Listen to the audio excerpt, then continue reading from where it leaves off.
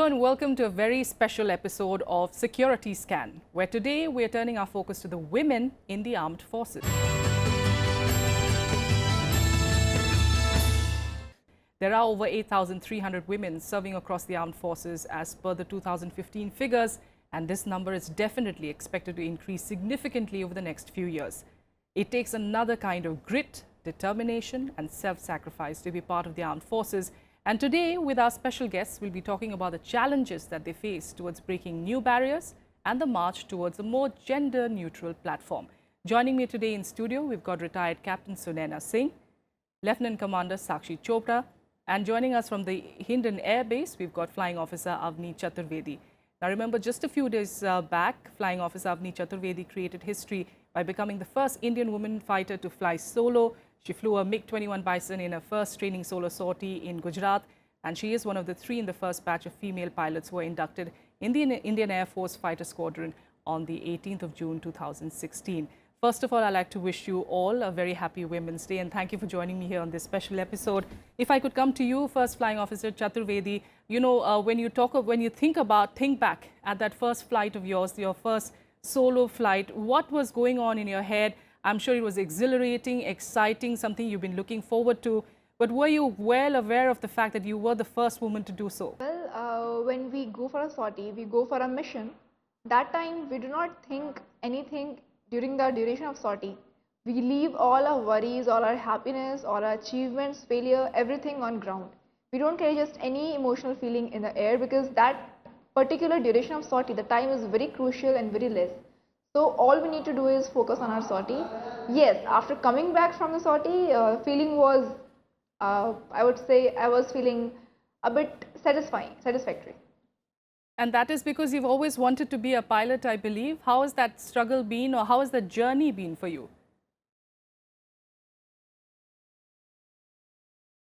The journey for me was like any other fighter pilot. Nothing different, nothing special.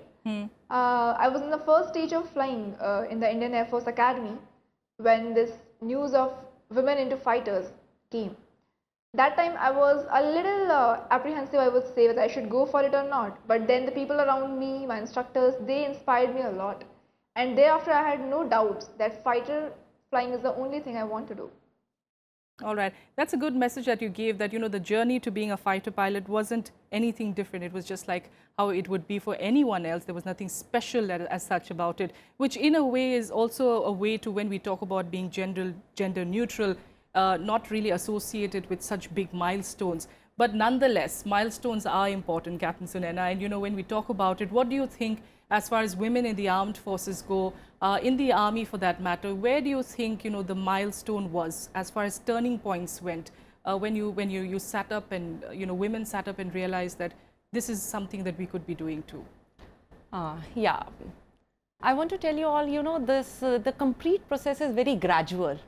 When I see my grandmother, when I see my mother, and when I see myself, there is a lot of a change which is being inducted. It is just not only in army, it's everywhere else. It was in any, you see any of the job, you see any of the earlier, only I think the teaching was a profession meant for the ladies.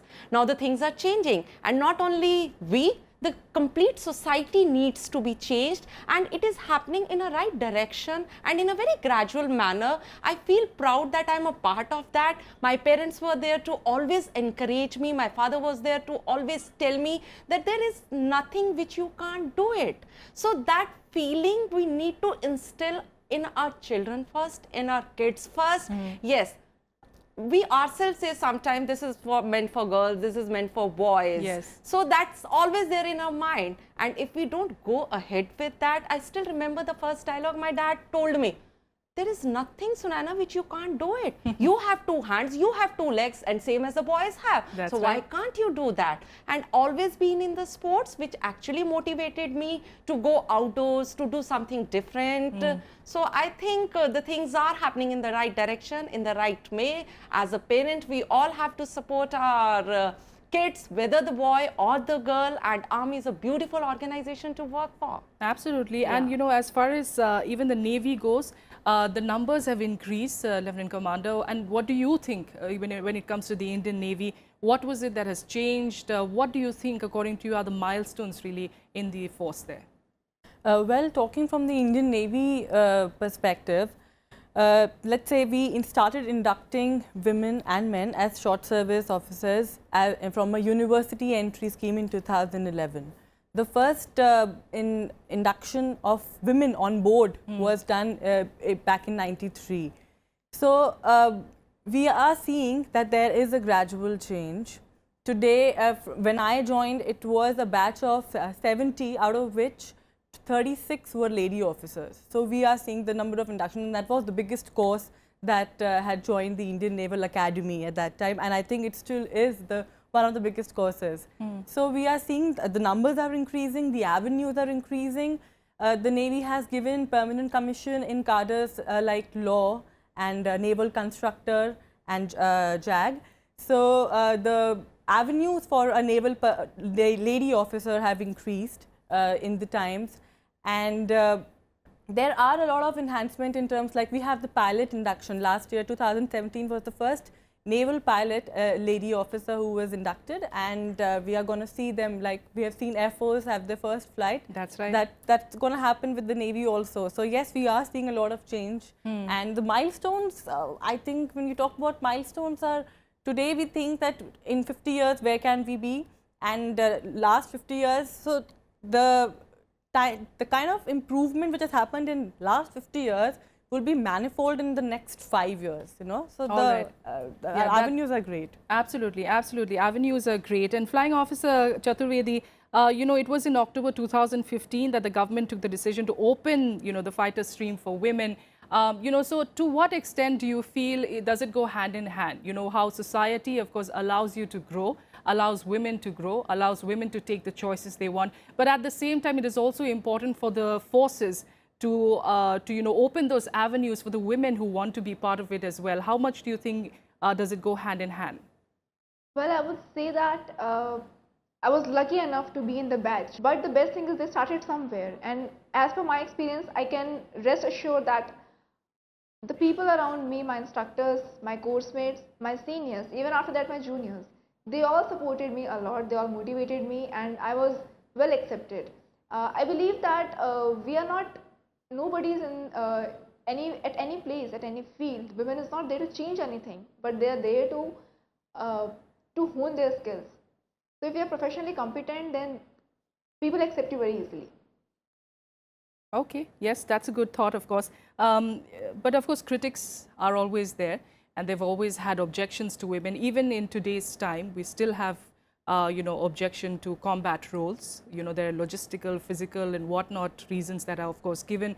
How do you take them on? You know, I'm sure you must have faced some, I mean, even though your family, you know, would have been, of course, were supportive to you joining the army, but there are always critics. How do you handle them, and what do you like to say to them? I think it's your positive attitudes which takes you at places whenever the critics is there. Again, I say it's everywhere, but how you take it, how positively you take it, when you take your critics as a challenge, Yes. I think you move in a better direction in that way. So when again it comes to women, especially in the combat roles, as I told you, when we started inducting, nobody was ready to accept that also. But now it's a time already, I think, to more than 25 years. So in army also, all the women are getting accepted as, so you're the competence. And in various roles, yeah, not in the just in various the role, role of being a medical officer. It is just not Yes. like that in all the services. I myself being in the intelligence corps, so that is what your competence where actually plays a very important role. If you're competent enough, if you can prove yourself in your role, I think anybody would love to accept you in that, be it army, be it air force, or be it any other services you're working for. Yes. In your particular batch, you claim, Lieutenant Commander, that, you know, it was a big batch of women that joined. But the truth is that in the workforce itself, all over the country, it's just about 27% of women who are actually working. So if you look at it in the armed forces, definitely a much lower figure. What do you think needs to be done to encourage girls, to show them that this is the avenue that could be for them? Is it something on the school level that it should be opened up, that these options should be given to them? Do you feel that will also help? Yes, you yes. know? I strongly believe that schools are the place where the first grooming is done, first exposure is given. Um, Obviously, the families take a major role, and the kind of exposure I think ma'am and myself and other people who have joined the forces have got. So, might have lagged in the other sector where people have not got to the same opportunities. But yes, a school is a platform which is the same for a huge group of people. I myself have conducted a lot of like Indian Navy. We take as every year during the Navy week, we go to various schools in Delhi and around NCR, and we conduct workshops and lectures, not to motivate, but just as an exposure, just for a class 9 student or a class 10 student who is going to take the next step into their professional life, in their careers, to have known the fact that yes, there is a career opportunity, what are the various avenues that they can join in, what are the, obviously finances is a major part of an individual these days, so what are the finances which are available to you. So, and we have a website called the Nausena Bharati website, where you have all these information laid down for our viewers if you want to check that out. Yes. So, yes, of course, I think schools are the first medium, a very important medium where we should instill these procedures, not as a part of a yearly activity, but maybe as a curriculum in the schools. Yes, of course, it's a very demanding thing in our present generation. Absolutely. And Flying Officer Chaturvedi, you know, as a woman who's in the Air Force and who's, of course, created a record, lots of young girls looking at you. You know, what is it that perhaps society, perhaps schools, our education system, our governments, even the armed forces need to do to encourage more women, or for that matter, even men, to join the forces? What do you think needs to be done?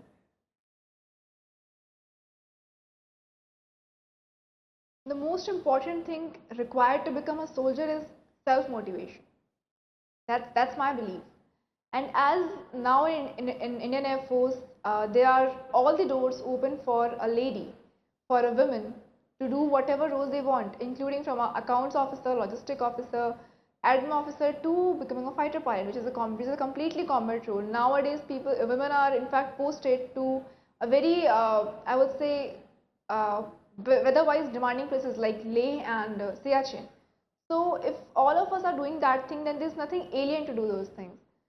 So if you are self-motivated enough, then there are enough opportunities which is available in all the three forces and not even forces outside as well to follow your dream and to achieve whatever you want to do.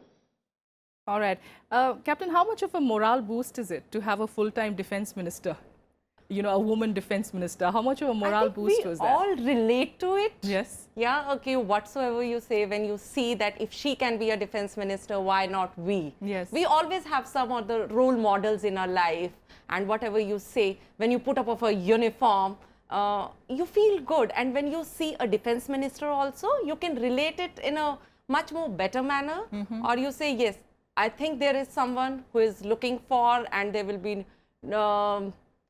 no barriers, as in thinking of something that no, it cannot be done. Maybe there'll be a change in perspective, yeah, perhaps? a complete change in a perspective. Yes. You know, the government has started this program also, the Beti Bachao and all, just to project that yes, you are not less than anyone. So it is the self-motivation which we have to keep on going, that and it's a very good, you know, the government has taken this step, so it's nice. Was it a surprise to you when Nirmala Sitharaman was announced as a full-time defense minister? I mean, you know, did you go in some way, you know, yes, you know, finally, you know, something else also has been done. This is a different kind of a feeling. No, of course, it was a very, very overwhelming feeling, Yes. and a very pleasant feeling, I would say, to see women in all respects doing so well that we have reached to a level where we can have the defense minister, which is the three services being all, you know, the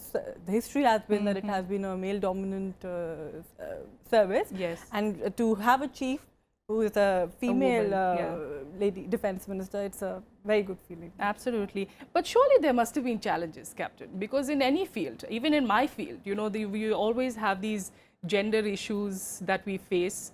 There are certain perceptions about how you are a woman and how a working woman is, a working mother is. you have to fight some of these mindsets. Do you have that within the forces? And, what kind of a challenge, personally, I mean, if I have to say, because I'm sure it's there prevalent in each and every, and it doesn't necessarily have to be in the armed forces. But these challenges that you face, how do you face it? Like internally, how does one face it? Yeah, when it comes to the challenges, yes, when you say that it's a male dominated, that most of the, when I was got my first posting, we were the only 2 lady officers being posted over there and the complete male staff. Then again, I told you, when you are competent enough, you get to prove yourself, and it becomes more challenging and more enjoying also. But you have to prove yourself doubly harder. Yes, we have to do that because yes, you know that you don't want to take that if you are putting up, because I'll tell you, when you become a mother, when you get married, your family responsibilities obviously increase. Yeah, it obviously increase. And whenever it comes to any, I'm a mother. So whenever you take being an officer, being a wife, being a daughter, being everything, your mother takes over everything. Being a mother becomes your first duty, and yes, so bringing up a child, it becomes challenging. Then there are many others also, physically also there are many of them, but again we are proving ourselves, in gradually we are increasing, because physical stamina is a gradual process. If you are working on it, you can prove yourself in that again. So the PT and the BPTs and everything, all the standards have been kept for the lady officers, and I think they are proving it.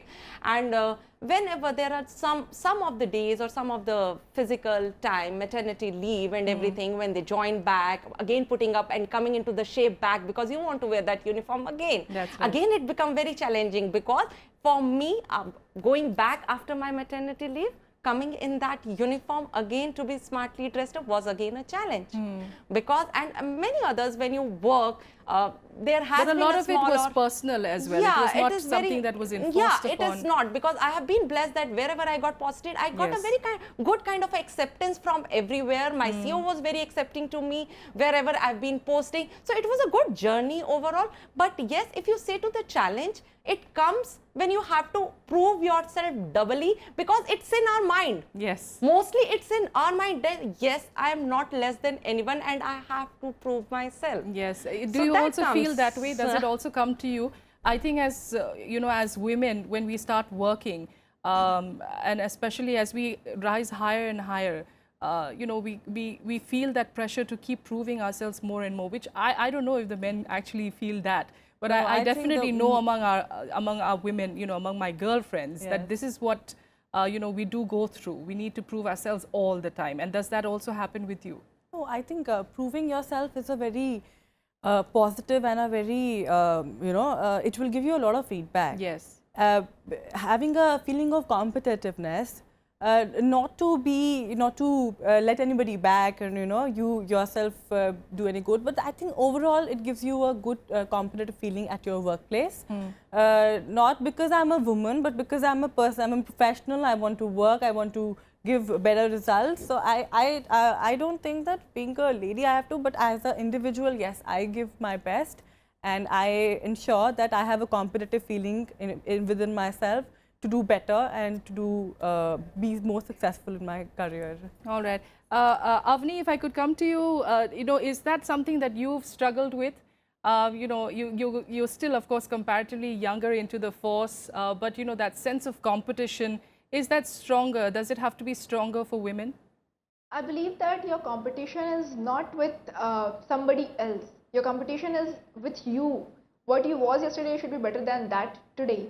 And as far as my profession is concerned, I'm a pilot, and flying an aircraft is a wonderful feeling.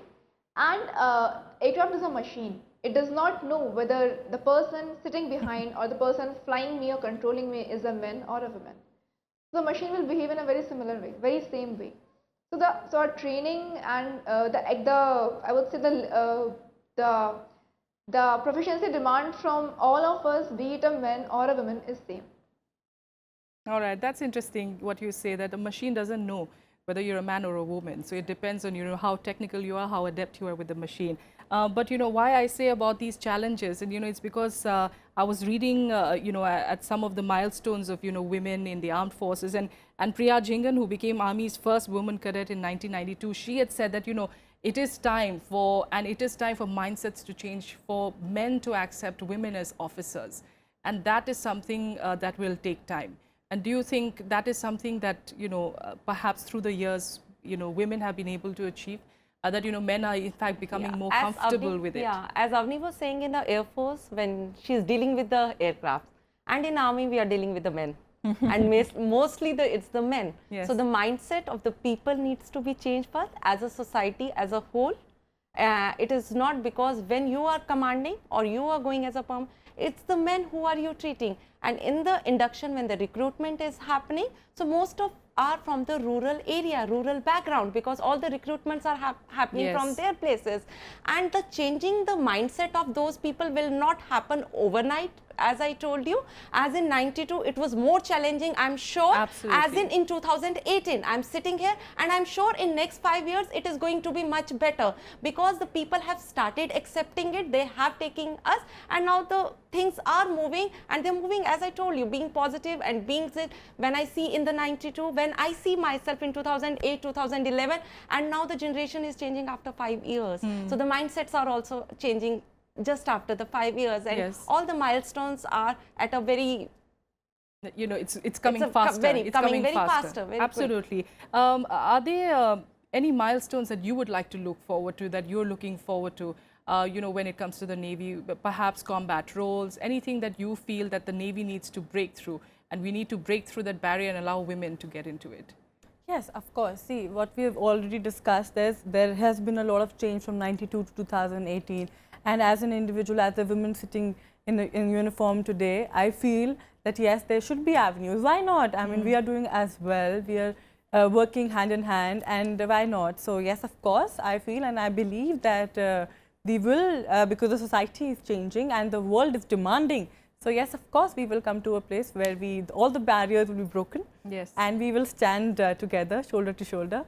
Absolutely, and faster, yes. and faster, And because we are faster. seeing a lot of Yeah, milestones being reached faster and Yes. faster. It's encouraging to see that the Very government themselves, just look at the Republic Day parade. Yeah. I mean, how much of women participation was there, and those the motorcyclists. I mean, they were the Yes. highlight, of course, of the BSF women. They Yes. were the highlight of the Highlight, entire parade. I mean, they Yeah. literally took everyone's breath away when they emerged, of course, with those stunts. Yeah. Finally, if I could come to you, Flying Officer Chaturvedi, what is your message on Women's Day? What would you like to say to the girls who are watching you, or to the women who are watching you, and what kind of encouragement would you like to give them? I would like to say that you should dream big and work hard for it. When you chase a dream or your objective, you will face problems. There will be good days, there will be bad days, there will be ups and downs. But then your determination to follow your dreams should be that hard and that, I would say, that firm, that nothing should shake you. And more of all and above all these things, women should not feel or focus on being different. They should focus on doing their best. And do not look forward to live a scripted life. You should be brave enough to think out of box and lead a life which is new. Absolutely. And Captain, what is your message? Not to the women only, perhaps to the men too, and not necessarily in the armed forces, but anything, a Women's Day message that you would like to give? I want to tell everyone, there is only one life. So you have to, and there is no shortcut to hard work. You just keep doing work to the full of the honesty, give your 100%, and don't try to become something. Just try to do your work with full of the sincerity, full of the honesty. I'm sure there will be 100 ways being waiting for you. There are the 100 doors being waited to open up go for you. and please open up for you. And I'm sure, so dream big, think big, live a big life, and that's what I want to tell you to everyone. Lieutenant Commander Chopra, what's your message on Women's Day? Women's Day, yes, I would like to say that I really appreciate this Women's Day and the platform that we are here, sitting here today, and giving a message to this to our viewers. I'm a part of the audience, and what I want to say is that we have, because of all these opportunities, women have come to this level. We have the Defense Minister, as you said earlier, who is a lady. So I want all the other ladies in this our country, which is a huge country with huge demographics, and people sitting in the rural parts and the ladies sitting there to get motivated and come towards the upgradation of the women force, and let's do better every year. Absolutely, let's do better, absolutely. And not just in the forces, but overall, in whatever role that we choose to be, let's do better and let the men allow us to do better. And that is, of course, a good message to go across. Thank you so much, ladies, for joining me on this very special show. Thank you, Flying Officer Chaturvedi, for joining us as well on this show. A most positive aspect, of course, of all these developments that we've spoken about are that they're not one-off, but, it's a continuum of a landmark of achievement by women in the armed forces in the recent years, and we're hoping to see a lot more. I hope you do like this show, and for your full feedback and suggestion, do write into us at scan123.feedback@gmail.com. That's it from me for this week. Thank you for joining us.